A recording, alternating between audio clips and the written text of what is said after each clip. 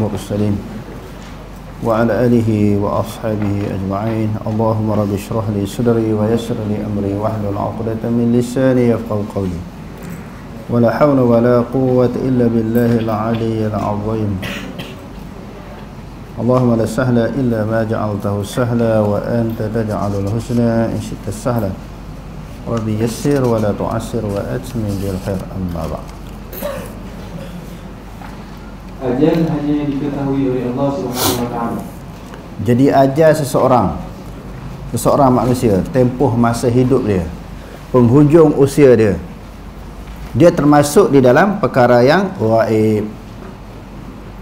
Apa makna perkara yang ghaib? Ma ghaba anka, sesuatu yang terhalang, terlindung daripada engkau. Maknanya tak boleh kita kesan dengan panca indera kita. Oleh kerana satu lagi dia bersifat mendatang. Mendatang ni kita tak tahulah sesuatu yang akan berlaku. Jadi oleh kerana itu ajal seseorang hanya diketahui oleh Allah Subhanahu wa taala. Okey, terus. Ajal ditetapkan oleh Allah Subhanahu wa taala dan tidak ada seorang pun yang benar-benar mengetahuinya kecuali hanya Allah Subhanahu wa taala sahaja. Ia termasuk perkara-perkara ghaib yang hanya diketahui oleh Allah Subhanahu wa taala sahaja. Firman Allah Subhanahu wa taala, "Wa indahu mafatihul ghaib la ya'lamuha illa hu, wa ya'lamuha fil barri wal bahri, wa ma tasqutu min waraqatin illa ya'lamuha, wa la habatin fi dhulumatil ardi wa la ratbin wa la yabisin illa fi kitabim mubin." Wa indahu, dan di sisinya. Di sisinya di sini, di sisi siapa? Di sisi siapa? Di sisi Allah. Mafatihul ghaibi. Apa makna mafatih? Jamak daripada miftahun, miftahani, mafatih. Apa makna mafatih? Anak-anak kunci. Anak-anak kunci ilmu ghaib itu ataupun perkara yang ghaib. Sebab apa dia sebut anak-anak kunci? Maknanya banyak lah. Maknanya perkara yang ghaib ini banyak. Tentang dosa, pahala, syurga, neraka, malaikat, jin, syaitan, termasuk ajar kita, adalah perkara yang ghaib. Oleh kerana perkara yang ghaib itu banyak, jadi dalam Al-Quran ini disebut dengan mafatih. Jamak daripada miftahun, anak kunci. Jadi anak-anak kunci ghaib. La ya'lamuha, tidak mengetahui akannya mafatih. Nya mafatih, maknanya nya anak-anak kunci, illahu, melainkan Allah Subhanahu wa taala sahaja. Wa ya'lamu ma fil barri wal bahr, dan Allah Subhanahu wa taala sentiasa mengetahui sesuatu yang ada di dalam laut dan juga di daratan. Fil bahri maknanya fil barri, di daratan, dan juga di dalam lautan. Kalau kita baca birri, jadi apa? Laisal birra. Jadi apa birri? Al-bir.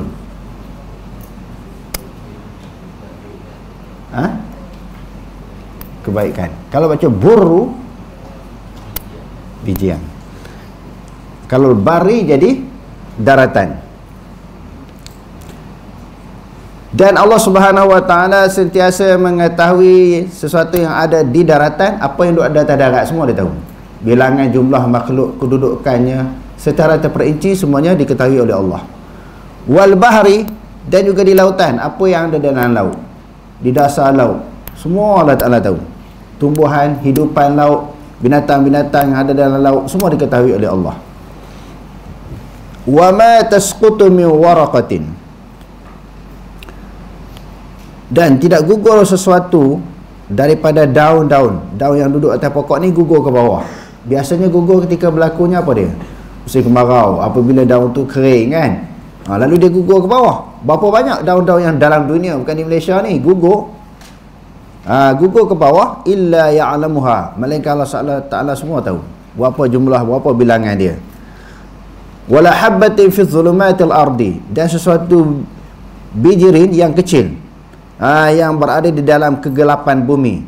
Wala ratbin, sesuatu benda yang basah, wala yabisin, dan juga yang kering, illa fi kitabim mubin, melainkan termaktub di dalam kitab yang nyata, iaitu di Lauh Mahfuz. Semua Allah Ta'ala tahu. Jadi apa-apa yang berlaku ni, benda tu dah tetap. Maknanya skrip cerita tu, kalau kita kata cerita kan, lakonan tu dah ada. Maknanya apa-apa yang berlaku ni, maknanya maklumat itu dah ada di sisi Allah. Cuma berlaku sahaja mengikut susunan, mengikut aturan, mengikut jadual yang telah ditetapkan. Semua benda yang berlaku ni, benda tu dah wujud di sisi Allah Ta'ala. Cuma di sudut alam syahadah ni kita tak tahu, sebab benda tu tersirat, tersimpan di sisi Allah. Jadi termasuklah perkara ghaib ni adalah ajar kepada manusia. Allah Ta'ala tahu semua, umur kita panjang mana, bila kita akan meninggal dunia. Okey, terus firman Allah Subhanahu wa taala, innallaha indahu 'ilmus sa'ati wa yunazzilul ghaitha wa ya'lamu ma fil arham wa ma tadri nafsun ma za taksibu wala wa ma tadri nafsun bi ayyi ardhin tamut innallaha 'alimun khabir. Sesungguhnya Allah di sisinya lah ilmu sa'ah. Apa makna ilmu sa'ah? Ilmu yang berkaitan dengan kiamat. Ilmu yang berkaitan dengan kiamat. Wa yunazzilul ghaitha, dan dia sentiasa menurunkan hujan. Nazzala yunazzilu tu bina apa? Taksir. Sebab apa bina taksir sini? Air hujan tu berapa kali turun? Banyak, berkali-kali kan? Maknanya banyak kali Allah Subhanahu wa taala menurunkan hujan. Kita tak tahu apa bilangan dia, banyak sangat. Sebab tu digunakan bina taksir. Wa ya'lamu ma fil arham, dan Allah Ta'ala mengetahui sesuatu yang berada di dalam rahim-rahim ibu. Anak lelaki ke, perempuan ke, jantina dia tahu. Anak tu sihat ke, tak sihat ke, semua Allah Ta'ala tahu. Jadi ada persoalan bila sebut anak di dalam kandungan ini termasuk di dalam perkara yang ghaib. Jadi ada orang tanya, kalau orang dia check scan tengok anak tu lelaki perempuan kan, masa ketika kecil, adakah tidak doktor itu mengetahui perkara yang ghaib? Tak tahu. Sebab benda tu dah zahir. Bila dapat dikesan oleh panca indera, dia tak panggil ghaib, dia telah zahir. Maknanya sebelum dia nak kesan, dia berguna alat-alat tertentu tu, dia tak tahu lelaki ke perempuan ke bayi yang akan dilahirkan. Jadi maknanya termasuk di dalam perkara yang ghaib juga. Wa ma tadri nafsun madza taksibu ghadan, dan seseorang tidak dapat mengetahui apa yang dia akan lakukan. Wa ma tadri, dan tidak mengetahui nafsun oleh sesuatu jiwa, seseorang manusia, madza taksibu ghadan, apa yang dia akan lakukan esok. Jadi kita semua ni kita tak tahu kita nak buat apa esok. Orang kata tu ada perancangan, esok jadual aja daripada sembahyang subuh ataupun sebelum sembahyang subuh kan. Kalau ikut jadual sekolah pelajar ni, sebelum sembahyang subuh dah bangun, kita susun jadual tu sampai tidur semula. Itu perancangan. Kadang-kadang jadual dan perancangan kita belum tentu berjaya. Sebab kita manusia hanya mampu merancang. Yang menentukan natijah, keputusannya adalah Allah. Kadang-kadang kita rancang macam ni, besok kita nak buat apa, tiba-tiba tak jadi, ada halangan-halangan yang tertentu. Oleh kerana itu Allah kata sesuatu yang kita nak buat esok ni termasuk perkara yang ghaib. Termasuk dalam perkara yang ghaib, dan kita tak tahu pun apa yang kita akan buat besok. Cuma kita hanya boleh merancang. Wa ma tadri nafsun bi ayyi ardin tamut. Dan satu lagi apa? Termasuk di dalam perkara yang ghaib ni, seseorang tidak mengetahui di bumi mana dia akan meninggal dunia. Tempat mana, negeri mana, negara mana dia akan meninggal dunia tak tahu. Lahir di Malaysia, banyak juga orang mati di Mekah. Nampak? Allah Ta'ala jemput dia di Mekah. Lahir di Perak, mati di Singapura, mati di Kuala Lumpur, Johor, Kedah dan sebagainya. Jadi itu juga termasuk di dalam perkara yang ghaib. Innallaha alimun khabir. Sesungguhnya Allah Subhanahu wa taala alimun, sirah apa?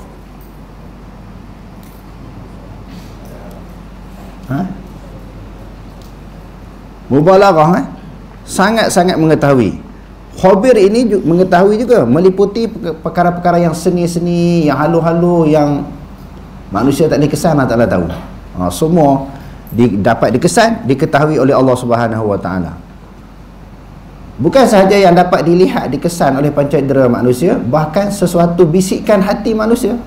Innallaha alimun bidzatis sudur. Sesungguhnya Allah Subhanahu wa taala Maha mengetahui sesuatu yang ada di dalam hati. Okey, terus. Galakkan memperbanyakkan mengingati kematian. Jadi seterusnya galakkan, anjuran tentang perlunya kita sebagai seorang manusia yang beriman kepada Allah Ta'ala sentiasa mengingati mati. Oleh kerana bab yang kita baca, yang kita bincang pada malam ni, dia termasuk di dalam bab apa? Bab apa tajuk asal? Beriman dengan hari akhirat. Jadi dia ada kaitan dengan mati. Sebab apa? Bila kita mati, kita akan pergi ke negeri akhirat. Kita akan pergi ke alam akhirat. Jadi bila kita pergi ke akhirat, sudah tentu sebelum kita mati, kita ada melakukan sesuatu perkara, sesuatu amalan, sesuatu tindakan.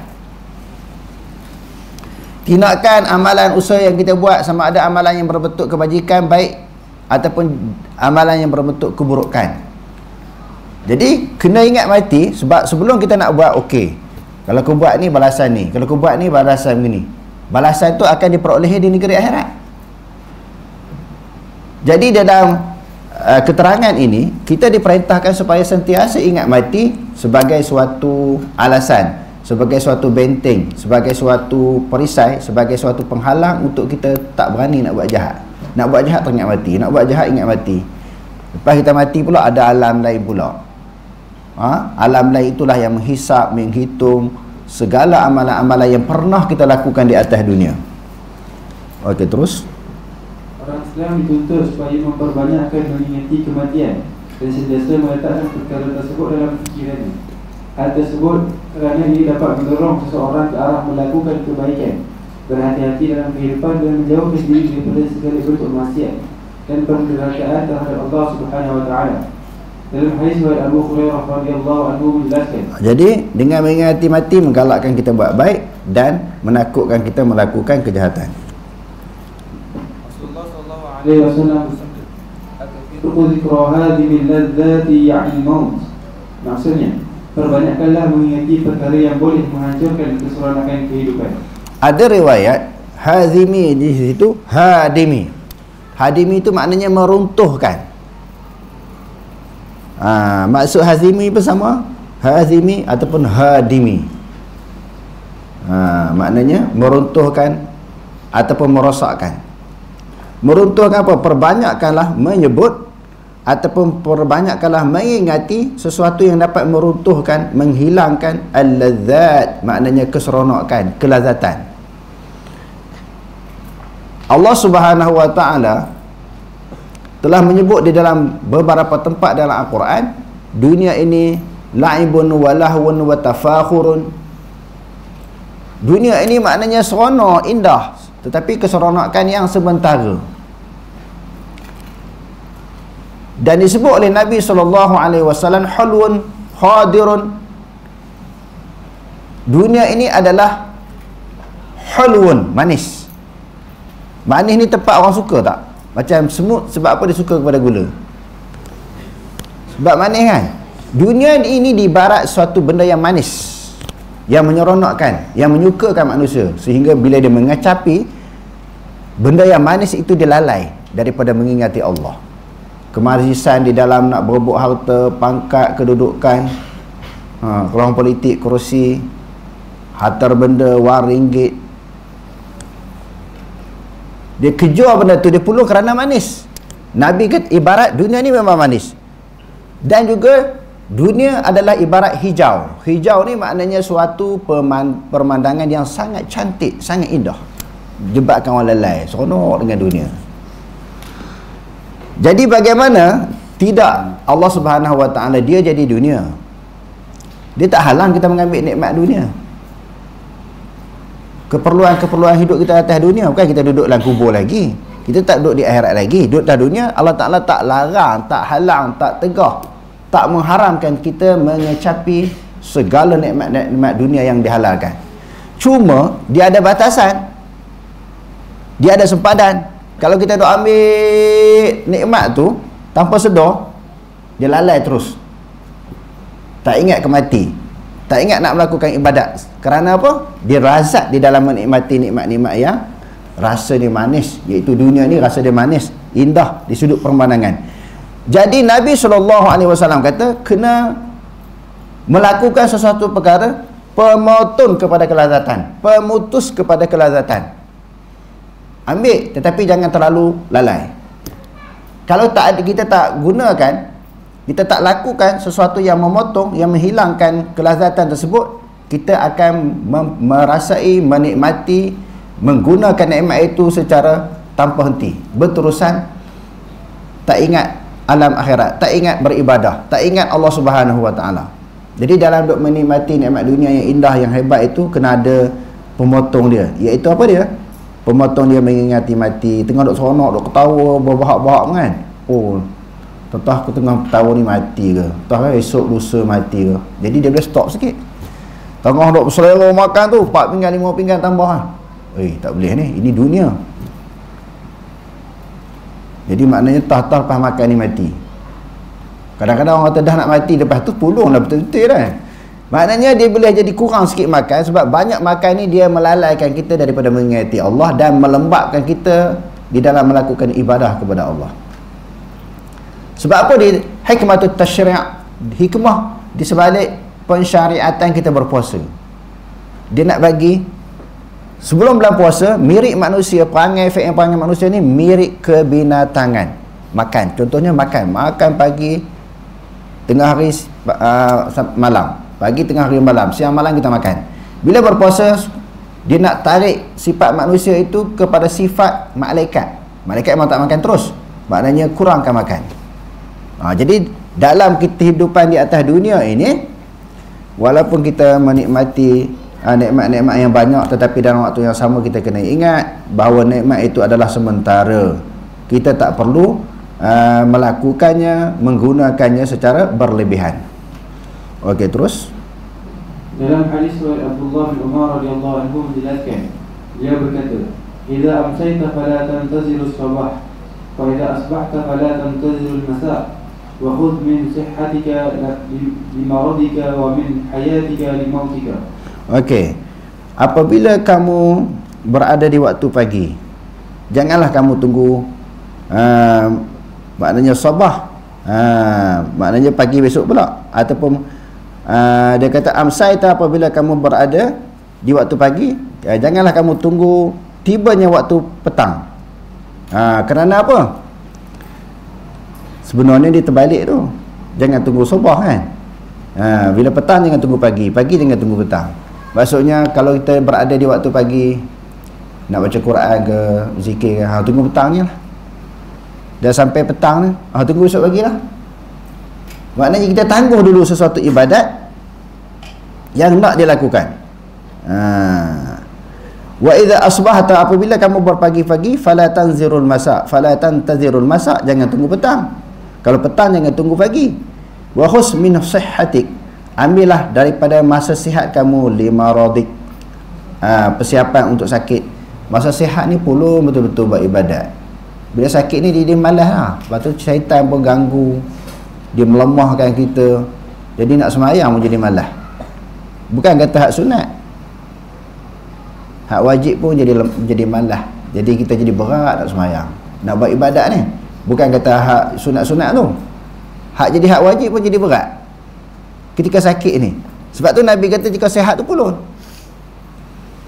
Jadi orang yang duk biasa pergi masjid surah dalam keadaan dia sihat, tiba-tiba dia sakit, sepatutnya dia pergi semayang Jumaat. Masa tu dia dapat pahala juga, walaupun dia tak pergi, kerana sesuatu keuzuran atau musyaqqah yang menimpa dia. Itu untung, maknanya orang ambil peluang ketika sihat ini untuk dia melakukan ibadat kepada Allah. Wa min hayatika limautik, maknanya persiapan hidup sebelum dia mati. Bila mati semua orang menyesal, semua orang, termasuk orang beriman.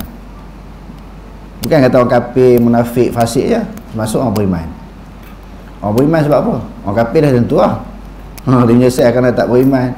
Bila tak beriman, hasil daripada tak beriman, dia tidak beramal. Termasuklah orang beriman sendiri, sebab dia tengok pahala yang dia buat tu banyak. Oh, kalau aku tahu, aku pulun lagi, aku tambah lagi, aku tekun lagi di dalam melakukan ibadat kepada Allah. Orang menyesal juga. Tak ada orang tak menyesal. Dia rasa benda-benda yang terlalu itu telah terlepas peluang bagi dia setelah dia mati. Jadi kesimpulannya dalam hadis tadi kata jangan tunggu untuk melakukan ibadat. Apa yang diperintahkan terus apabila kita teringat untuk melakukan sesuatu ibadat. Okey, terus persediaan untuk menghadapi saat kematian. Untuk menghadapi saat kematian tidak boleh dilakukan dengan angan-angan kosong. Sebaliknya dengan segera membuat persediaan dalam bentuk amalan soleh dan juga tindakan yang bermanfaat sebelum luput masa untuk berbuat demikian. Hal tersebut kerana tidak ada ruang lagi untuk beramal setelah mati. Setelah mati seseorang akan berada di dalam salah satu di antara taman-taman syurga atau salah satu daripada lubang neraka sehingga ke hari kiamat, iaitu saat dikumpulkan ke semua manusia daripada permulaan sehingga yang terakhir sekali. Dan manusia pula akan didirikan di hadapan Allah Subhanahu Wa Taala. Apabila telah mati tidak guna lagi permohonan untuk dikembalikan semula ke dunia, kerana hidup manusia hanya sekali sahaja dan peluang untuk kembali ke dunia sudah tidak ada lagi untuk beramal. Firman Allah Subhanahu Wa Taala, hatta idza jaa ahaduhumul maut qala rabbi irji'un la'alli a'malu salihan fima tarak kalla innaha kalimatun huwa qailuha wa min wara'ihim barzakhun ila yaumi yub'atsun. Hatta idza jaa, sehingga apabila telah datang ahadahumul mautu, akan seseorang mereka oleh kematian. Ni Allah Ta'ala gambarkan orang kafir, orang munafik ni. Bila mana-mana orang daripada kalangan mereka datang akan mereka itu oleh kematian. Maknanya dekat-dekat nak mati dia kata apa? Mereka orang kafir munafik ni dia kata apa? Qala rabbi irji'un, ya Allah ya Tuhanku, kembalikanlah aku hidup di dunia ni, jangan mati lagi. Sebab apa? Kalau aku boleh hidup balik, la'anli a'malu salihah, mudah-mudahan aku nak beribadat. Kan nak mati tu, masa tu baru menyesal, masa tu baru insaf, baru sedar. Mudah-mudahan aku nak melakukan amal ibadat. Fima taraktu kalla, fima taraktu, pada sesuatu yang aku tinggal. Kalau beriman tinggal beriman, tak mengucap dua kalimah syahadah, tak Islam, tak terima Islam sebagai pegangan hidup dia. Sedangkan agama di sisi Allah Ta'ala ni inna dina indallahil Islam. Dia tahu orang kafir ni bukan semua orang kafir tak jadi hadut dalam kafir tu, tak tahu. Mereka juga membaca, mereka melihat antara orang Islam dengan orang kafir, membaca perbandingan agama-agama, mereka tahu. Tapi ada yang degil, menyesal dulu tak beriman, tahu tapi duk lawan juga, keras kepala. La'alli a'malu salihan, mudah-mudahan aku nak beramal dengan amalan yang soleh fima taraktu, sesuatu yang aku tinggalkan di atas dunia dulu. Orang menyesal tak sudah ni. Inilah dipanggil satu istilah menyesal tak sudah, penyesalan yang tidak ada kesudahan. Kalla, bahkan tidak, Allah Ta'ala kata innaha kalimatun huwa qailuha, ini omong kosong je. Allah Ta'ala kata omong kosong je, sembang je. Istilah orang sekarang ni sembang je. Dia tipu. Kalau dia hidup tak sudi, dia hidup balik pun dia tak akan buat. Innaha kalimatun, itu satu ucapan, satu kalimah huwa qailuha, yang dia tuturkan akannya. Apa yang dia tuturkan akannya? Nak kembali hidup. Bila hidup nak beribadat. Omong kosong ni Allah Ta'ala kata, tipu semua. Sebab apa? Bila dia tengok azab, tengok ancaman Allah, masa tu baru nak insaf. Wa min wara'ihim barzakhun, di belakang mereka itu ada tirai dinding, ila yaumi yub'atsun, sehinggalah hari berbangkit, hari yang dibangkitkan mereka. Maknanya bila masuk dalam kubur, barzakh, penghalang antara dunia dan juga akhirat. Dia tak nampak lagi akhirat. Sampailah negeri akhirat besok, mereka akan diazab, dihukum, disiksa oleh Allah Ta'ala dalam kubur. Ini suatu penyesalan yang tidak ada guna. Okey, terus firman Allah Subhanahu Wa Ta'ala, ya ayyuhallazina amanu la tulhikum amwalukum wa la auladukum an dzikrillah wa man yaf'al dzalika fa ulaika humul khasirun.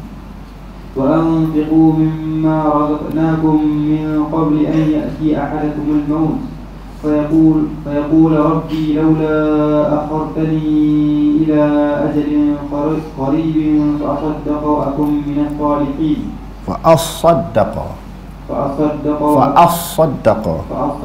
وأكن من الصالحين ولن يؤخر الله نفسا إذا جاء أجلها والله خبير بما تعملون. Wahai ya ayyuhalladzina amanu, wahai orang-orang yang beriman, la tulhikum, janganlah melalaikan akan kamu. Kum di situ siapa dia tu? Kembali kepada amanu. Janganlah melalaikan akan kamu amwalukum, oleh harta benda kamu. Kum itu maf'ul muqaddam, amwalukum dia jadi apa? Fa'il muakhar. Janganlah melalaikan akan kamu oleh harta benda kamu dan juga anak pinak kamu. Harta benda yang banyak menyebabkan kita lalai daripada mengingati Allah Subhanahu wa taala. Sebahagian daripada sifat yang tak baik ini fajama'a malan wa'addadah. Allah Taala kata suka bilang kumpul harta. Di antara perangai ataupun sifat mazmumah ni yang ada dalam hati manusia, dia suka tindakan manusia, dia suka kumpul harta. Lepas tu wa'addadahu, duk kira. Dalam akaun bank ni, Maybank ada berapa, bank rakyat ada berapa, tabung haji ada berapa. Dia kira banyak lah harta dia ni. Harta dalam negara, harta luar negara, dia kumpul dan dia suka hitung. Dan juga anak-anak ni dia yang melalaikan kamu. Allah Ta'ala kata jangan jadi macam tu. Lalai daripada mengingati Allah. Allah Ta'ala dah bagi amaran kepada kita sebagai orang beriman. Wa man yaf'al dzalika, barang siapa yang melakukan yang demikian itu, maknanya harta benda, anak pinak dia melalaikan dia, penyebab dia lalai daripada mengingati Allah, fa ulaika humul khasirun, maka bermula mereka itu adalah orang-orang yang rugi, menyesal di akhirat. Rugi di sini dalam Quran biasa disebut rugi, iaitu seseorang yang dimasukkan dalam neraka, seseorang yang dimasukkan dalam neraka bersama orang kafir, itu rugi. Itu maksud rugi dalam ayat Quran. Oleh kerana itu Allah Ta'ala kata wa anfiqu mimma razaqnakum, hendaklah kamu membelanjakan sesuatu yang kami telah rezekikan akan kamu, kami telah berikan kepada kamu. Hari itu dah kita sebut min li tam'id. Dia bukan suruh belanja semua, sebahagian untuk kegunaan keperluan kita, sebahagian yang lain kita belanjakan. Min qabli an ya'ti ahadakumul maut, sebelum datangnya akan salah seorang daripada kamu ataupun sesiapa daripada kalangan kamu oleh kematian. Dalam ayat ini dia boleh pula qabli. Kadang-kadang kita jumpa qablu sebab apa? Min qablu. Apa dia? Litajarrudi anil idhafah, kerana sunyi daripada idhafat min qablu. Di sini mana idhafatnya? Idhafat kepada an. Min qabli an ya'tiya ahadakumul maut, sebelum datangnya seseorang kamu akan kematian. Bila nak mati dia kata apa? Fayaqulu, dia akan kata, seseorang yang nak mati ni, Rabbi, ya Tuhanku, laula akhartani, mengapa tidak engkau perlewatkan, engkau takhirkan kematianku, ila ajalin qarib, kepada satu tempoh yang hampir. Sekarang ni jangan mati lagi. Ini ucapan orang kafir, orang munafik. Lah ni jangan mati lagi, bagi tempoh sikit, beberapa masa, beberapa ketika. Sebab apa? Dia nak hidup semula, dia nak panjangkan usia dia, umur dia. Ketika tu jangan mati lagi. Itu dia doa, dia rayu kepada Allah. Fa asaddaqa, aku nak bersedekah, aku nak bersedekah. Wa akum minas salihin, dan aku nak jadi daripada kalangan orang yang soleh. Dulu jahat, lawan Allah Ta'ala kan. Orang kafir munafik ni lawan Allah Ta'ala.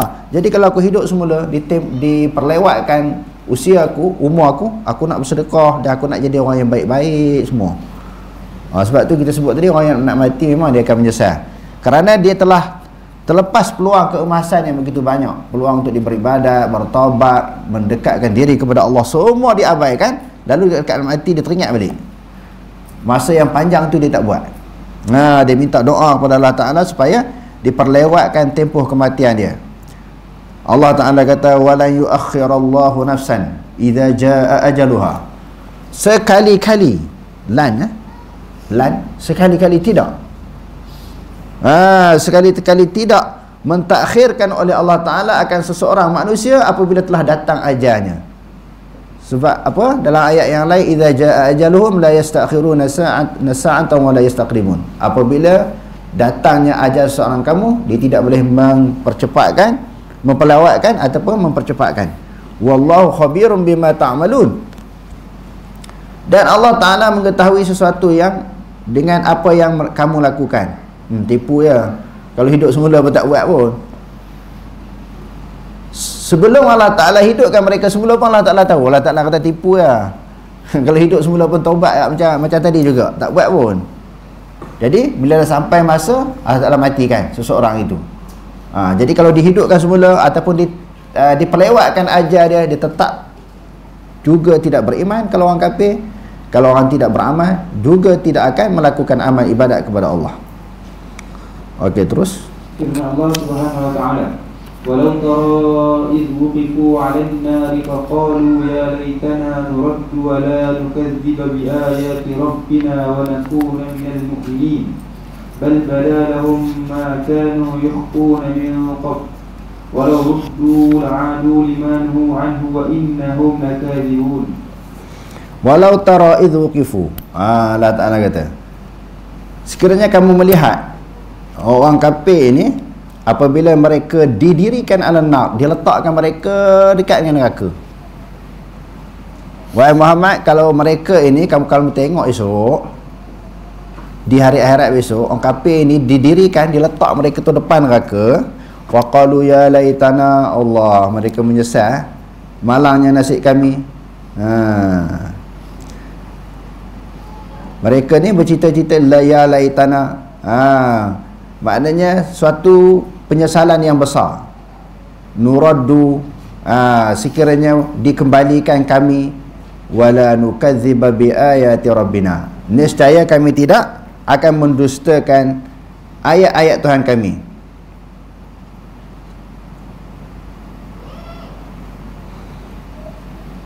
Bila dia duduk tengok neraka tu dengan azab yang begitu dahsyat, dia kata kalau dikembalikan kami hidup di atas dunia. Kalau la'alla suatu cita-cita yang boleh jadi, la'allakum tattaqun kan, cita-cita yang suatu pengharapan, cita-cita yang boleh dapat benda tu la'alla ni, sama ada payah ke senang dia akan dapat, singkat ke ataupun jauh ataupun lambat lagi dia akan dapat la'alla ni. Tapi laita ni dia tak akan dapat suatu cita-cita yang tidak akan berlaku. Laita syababu ya'udu yauman, laita syababa ya'udu yauman. Sebab Allah laita ni daripada ashab kepada inna ke kana, inna ikhwah kepada inna. Tidaklah masa muda itu akan kembali suatu hari. Kita ni yang umur kita sekarang ni kan, berbagai peringkat umur, 30-an, 40-an, 50-an, 60-an. Kita nak ulang balik, nak undur balik satu hari boleh tak? Satu hari nak undur, bukan 10 tahun. Kalau nak undur, kalau boleh 10 tahun, 20 tahun kita nak undur ke belakang tu, bagi nampak muda kan, bagi jadi muda, tua badan sihat. Satu hari dapat tak kita ulang? Tak boleh. Tidaklah masa muda itu akan berulang walaupun satu hari. Di sini maknanya cita-cita apa dia? Cita-cita nak kembali atas dunia lagi tak boleh. Kalau kami dikembalikan, nuraddu, kami dikembalikan di atas dunia, wala nukadziba bi ayati rabbina, kami tidak akan mendustakan ayat-ayat Tuhan kami. Sebab apa? Ayat Tuhan mereka ingkari, mereka lawan, mereka tentang, tak beriman orang kafir ni. Tiba-tiba minta kepada Allah Ta'ala nak hidup atas dunia untuk beriman, untuk menerima ayat-ayat Allah. Wa nakuna minal mu'minin, dan kami akan jadi orang beriman. Masa dulu duk cerita orang duk baca Quran hadis tak nak terima, agama Islam agama yang paling benar di sisi Allah Ta'ala. Dan Allah Ta'ala kata, wa may yabtaghi ghairal islami dinan falan yuqbala minhu wa huwa fil akhirati minal khasirin. Siapa-siapa yang pilih selain daripada agama Islam, dia buat baik pun Allah Ta'ala tak terima. Pilihlah Kristian ke, Yahudi, Nasrani, Buddha, Hindu, Allah Ta'ala tak terima. Allah Ta'ala kata. Jadi atas dunia dulu dia tak terima, bila dah tengok neraka baru dia nak terima. Dia kata nescaya kami akan jadi orang beriman ya Allah kalau kami dapat hidup semula. Bal badalahum, bahkan telah zahir bagi mereka, bada zahir ataupun nyata ataupun terang, makanu yukhfuna min qablu, sesuatu yang mereka sembunyikan sebelumnya. Apa yang mereka sembunyikan? Dia mau cakap di dunia lalu orang kafir. Kalau di zaman Nabi beritahu kepada Nabi, ma kunna musyrikin, kami bukan orang musyrik, kami orang beriman. Dia berpura-pura termasuk orang munafik. Bila dia tengok neraka, Allah Ta'ala zahirkan apa yang ada di dalam hati mereka, apa i'tiqad mereka, kepercayaan mereka atas dunia, semua Allah Ta'ala bongkarkan.